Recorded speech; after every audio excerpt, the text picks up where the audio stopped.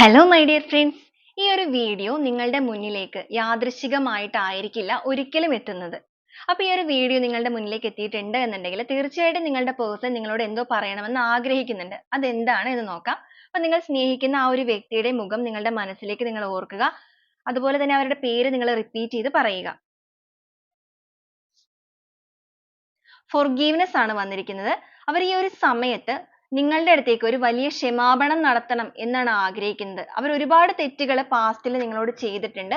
ആ കാര്യങ്ങളിലെല്ലാം അവരിപ്പോൾ ഒരുപാട് സ്ട്രഗിൾ ചെയ്യുന്നുണ്ട്. അതുകൊണ്ട് തന്നെ അവർ നിങ്ങളുടെ അടുത്തേക്ക് ഇപ്പോൾ ആവശ്യപ്പെടുന്ന കാര്യം എന്ന് പറയുന്നത് നിങ്ങൾ അവരോട് ക്ഷമിക്കാൻ തയ്യാറാകണം എന്നുള്ളതാണ്. യെസ്, നെക്സ്റ്റ് ആയിട്ട് വന്നിരിക്കുന്നത് റീയൂണിയൻ ആണ്. ഈ ഒരു ടൈമിൽ അവർ നിങ്ങളുമായിട്ട് നിങ്ങളുടെ ലൈഫിലേക്ക് തിരികെ വരണമെന്നും നിങ്ങളുമായിട്ട് ഒരു റീയൂണിയൻ സംഭവിക്കണം അവരുടെ ലൈഫിൽ. അതായത് നിങ്ങളുമായിട്ട് ഒരുമിച്ച് ആ ഒരു ജീവിതത്തിനെ ഇനിയും മുന്നോട്ടേക്ക് കൊണ്ടുപോകണം എന്ന് നിങ്ങളുടെ പേഴ്സൺ ഇപ്പോൾ മനസ്സുകൊണ്ട് ഒരുപാട് ആഗ്രഹിക്കുകയാണ്. അത് നിങ്ങളോട് തുറന്നു പറയണം എന്ന് അവർ മനസ്സിൽ ഒരുപാട് ചിന്തിക്കുന്നു.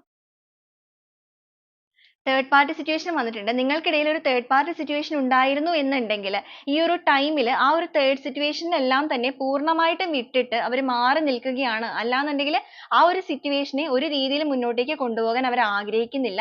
അവർ ചെയ്തു പോയ ആ ഒരു തെറ്റിന് നിങ്ങളുടെ അടുത്തേക്ക് ഇപ്പോൾ ഒരു ക്ഷമാപണം നടത്തിയിട്ട് തിരികെ നിങ്ങളുടെ ലൈഫിലേക്ക് വന്നിട്ട് ഒരു റീയൂണിയൻ നിങ്ങളുമായിട്ട് റിലേഷൻഷിപ്പിൽ again സ്റ്റാർട്ട് ചെയ്യണമെന്ന് നിങ്ങളുടെ പേഴ്സൺ ആഗ്രഹിക്കുന്നു. ഈ ഒരു മെസ്സേജ് ആണ് അവർ ഈ ഒരു സമയത്ത് നിങ്ങളിലേക്ക് പാസ് ചെയ്യണമെന്ന് ആഗ്രഹിച്ചുകൊണ്ടിരിക്കുന്നത്.